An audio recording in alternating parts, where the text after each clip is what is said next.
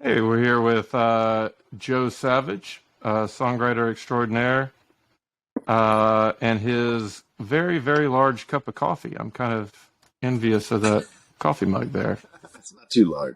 So, how's the weather been treating you? Oh, I've been sitting here since Monday or Sunday night. So shitty. Now it's like real ice too. It's not like sleet, built up sleet. It's like it rained all night, and my porches are iced over. Have you had any trees fall or your power go out or anything like Oh that? no, everything's been great as far as that all that stuff goes. Just the cabin fever. I got a heated hose. I live in a camper, so I haven't had the heated hose until this year, and that's been great. So now, Well, yeah, no water loss or anything. Took a nice warm shower. good. Well, after everybody survived 2 years ago or so in that debacle, like this is pretty minor, Yeah, I had 9 days no water 2 years relatively ago. speaking. I bet you smelled lovely. Well, good thing I wasn't going anywhere. It's that 9-day must. 9 day must. Um, There's another word for that. well, what do you got coming up this week? As far as you got shows, you got Be at what you got I'll be going at on? Shuck Me Alliance tomorrow. Tonight I'll be at Fort Brewery unless they cancel it. I'll be at Rancho Lomo in Fort Worth on Saturday. Playing pub church on Sunday at Shaw's. I've never been to Rancho Lomo. Little winery, Tell me about little that wine place. bar. I haven't been to the Fort Worth one. I played the one in Coleman, which is out by Midland. Pretty cool. Just a little average wine bar. Good pay. I haven't been to Coleman in a while. I love that little diner there.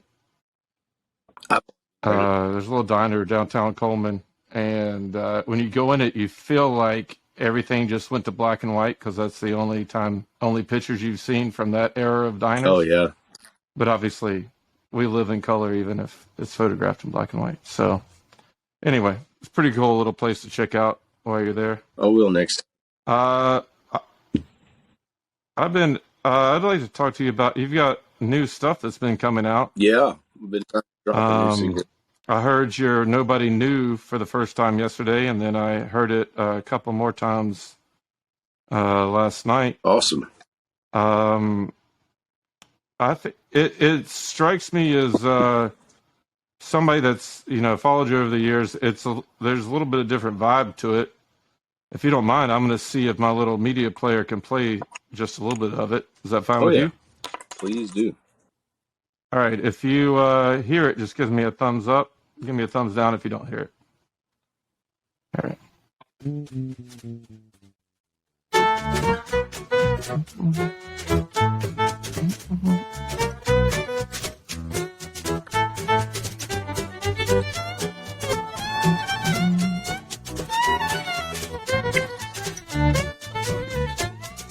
I don't want to love nobody new.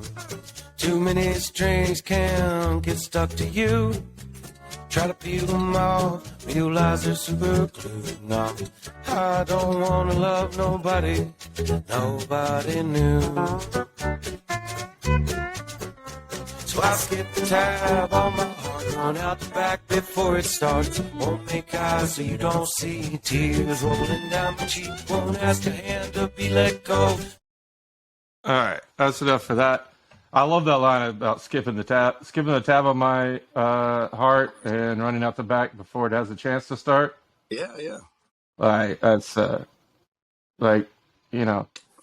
I saw this, and by the way, for anybody watching, you should check out the album art. It's pretty spectacular. Thank you. The Joe Savage raccoon character continues to evolve and grow, and I love it. Yeah, awesome. But the subject matter was pretty much kind of what I expected. I don't have room for somebody new. I think a lot of people have felt that at various points and maybe sometimes permanently.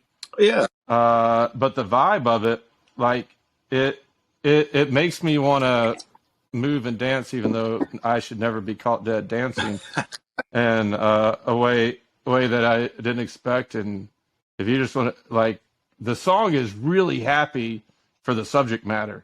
So if you want to talk about, just talk about that vibe I and guess the vibe started with, the lyrics and everything. yeah, they got the inspiration for Salty Dog Blues. You know, if you've ever heard that song, Salty Dog, oh Salty Dog, let me be your salty dog. Honey, won't you be my salty dog?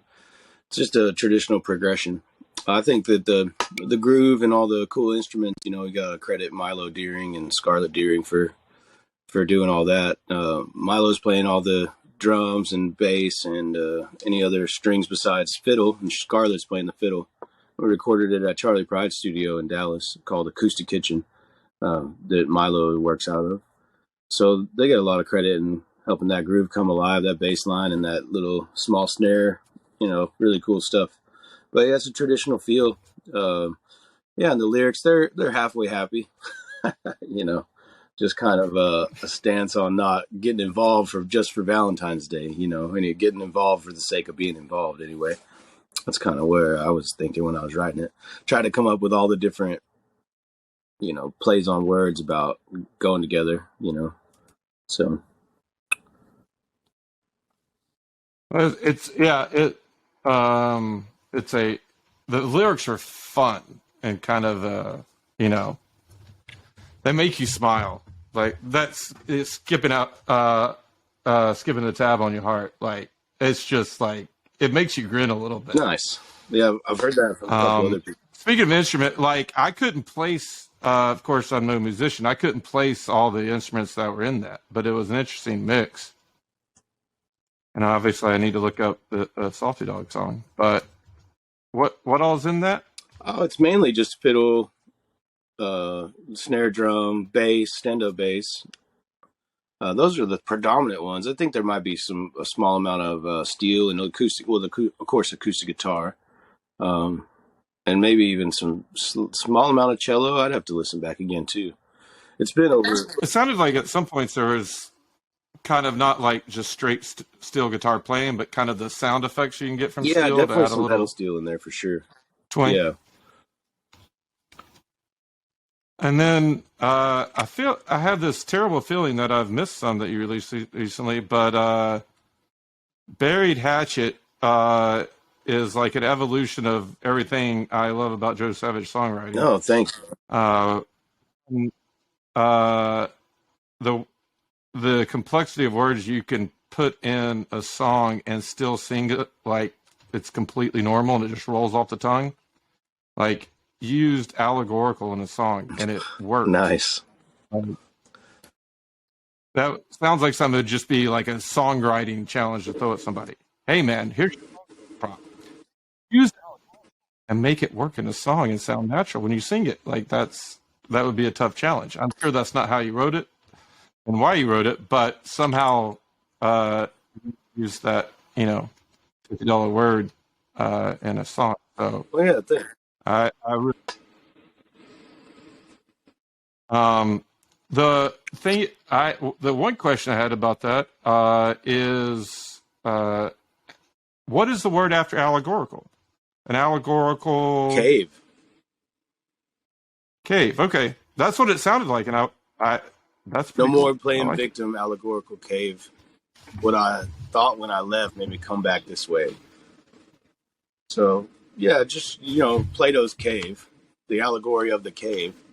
It's a philosophical book, you know, about, you know, freeing yourself from perceptions and trying to gain a grasp on a new way of looking at the world and the difficulty in doing that. So, you know, so yeah, that there was meaningful lyric as well, you know, in there about stuff. Yeah. Oh, definitely. And then the Bury the Hatchet, My Heart Breaks Again. Yeah, I'm just curious to hear. I think that's something that could mean a lot of different things depending on who's hearing it or singing. right. But to the extent you'd like to expound on that. Well, I guess I'm just talking about like the pain that comes with forgiveness of others. You know, we try to forgive people as we go through this life, you know, and sometimes that can just be a heartbreaker, you know. Forgiveness isn't easy. It's not a one-time thing, you know. You bury the hatchet with somebody, but maybe that's the beginning of your own heartbreak, because forgiving people doesn't mean you're going to go back to the way it was or get to any point that maybe you or I or anybody wants, in a friendship or relationship or something like that. So that's kind of what that's about. Even though you're being the bigger man, it doesn't mean it's going to be easy. Yeah, and I think sometimes in forgiveness, you're letting go of anger, but to some extent, that anger, that's an emotional expression where you're still holding on to something. And it could be either holding on to what happened and needing to obsess over that, or anger and not accepting that whatever period of that relationship or thing is lost. And to forgive that, you might have to let go of more than one thing. And that can be hard and be a pain to let go of some things so you can get over that anger. Yeah. In a broader prospect or perception, broader sense of the song, that guy, those two characters, one tries to kill the other one, and even though the one character has forgiven the other and buried the hatchet, that guy dug the hatchet up and tried to murder the other one. And in the end, he was buried in a shallow grave, kind of like in the Leonardo DiCaprio's movie, The Remnants, whatever, where they leave him for dead, but the grave's just shallow enough he's able to dig himself out. And then in the end, that character goes and kills the other character and buries him in that hole. And, and that's where at the end it says he comes back and, I brought you some flowers and I cleared all the vines. So he buried him deep enough and put a headstone, and the vines had grown over the headstone, and the character came back and takes care of that graveside, So it's kind of a story of redemption too. But I like to have broad meanings in the songs, but also I like each line to represent something too. That's how, when I sing them, I don't think about the murders and the death of the characters. I think about, the trials and tribulations of my life. So each line can mean something different for me. Well, and something I learned about one of my, favorite songs the last few years, the last time I heard it played, I realized that one of the verses that didn't mean anything to me originally, all of a sudden did, based on, the last 6 months of my life. And it's the meanings of the songs can change over time, both for the audience and for the author, Yeah. I think. Which I think it's great when you have deep but not so specific lyrics that there's multiple ways they can hit people and strike people. Yeah, exactly. I try to write like that for sure. I mean, Hello to the Light was the last single I put out in between Buried Hatchet and Nobody Knew, and that one's just full of double meaning. So I definitely enjoy that, and other people's writing. I have something to look up before I go. But yeah, I love that in other people's writing. Before I go do some work. All right. So Rancho Lomo this weekend for people in Fort Worth, and hopefully Fort Brewery will go on tonight, and people can make it out there. I don't know that there's anybody listening or watching around Coleman, but if there are there in striking distance? That'd be good. Anything else going on? Yeah, I think I got a link to a video last night, and that video looked pretty good. Yeah, tell us about that video. Coffee Pot Films did a video for my song "Lost in a Memory," which just passed 50,000 streams on Spotify. The song did, so I'm really honored to have them do that. They did a unique interpretation of the song. The video quality is top notch. It's really amazing, very beautiful. And it's an honor to work with, those guys are really popular. Got the cover of the Fort Worth Weekly last June or July. Been doing really great stuff for Denver Williams and Sammy Kidd and Phantom Mello and Siamese Traps, a bunch of guys around town. So I'm honored to be one of the country people in their orbit.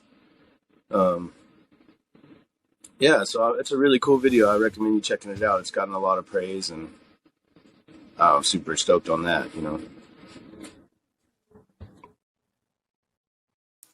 Awesome. Well, I'd never heard of them before, but just the footage quality was great, and transitions are great, and it tells, one good thing about music videos is you have the song, and then you can put it to basically a really short film about, you know, a specific situation, and it can be a different experience than just listening to the song with the ears. You can actually get immersed in a mini story there.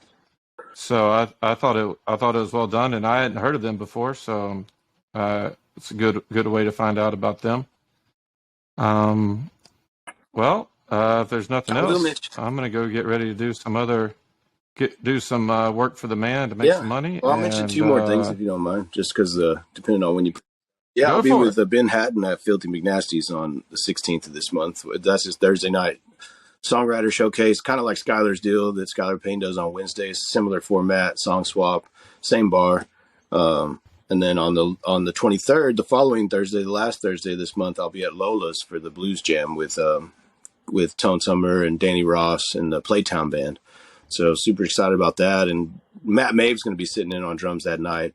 John Mosick, the normal drummer of Playtown's going to be out of town for a few weeks over in Thailand, I think, with his wife. So that's pretty cool stuff coming up. Nice. And then, that's at the end of the month. I'll also be at Silver Saddle on the last Friday of the month out here in Granbury. So those are some really cool things. And shout out to Amplify 817. You know, I still haven't been to Silver there. Saddle? Yeah, I don't think I've ever been in Granbury when it's even been open. Like, I've walked by it a bunch, but it's a really cool place. They have great music there and great food. And then there's a Silver Saloon, or maybe Silver Saddle out in Terrell, and somebody asked me if I could help with merch for a show, and I said, "Oh, that'd be a great excuse to go to the Silver Saddle in Granbury." And then I looked it up, and I'm like, "No." Yeah, Silver Saloon's a little bit, it's a different place. Bit higher rung. Ticketed, has a little bit more established artists there. So for a guy like me, I wouldn't headline Silver Saloon. I'd probably be an opener on somebody else's bill, you know. But it's a really nice club too. Well, also, for a guy like me, I was asked to work merch for the opener, not the headliner. So, you know. Well, Silver Saddle's great, and it's, you get what you pay for. You get what you pay for. All right. Well, I'm gonna have to look into upgrading my coffee mugs, even though I don't know where I'm gonna put them. But that's a badass coffee mug. I gotta get that. All right. Well, hopefully I can be competent at mixing this up and get something out there. Thanks, Stephen. Appreciate you. Yeah, appreciate you, and thanks for coming along with this journey of doing a remote interview.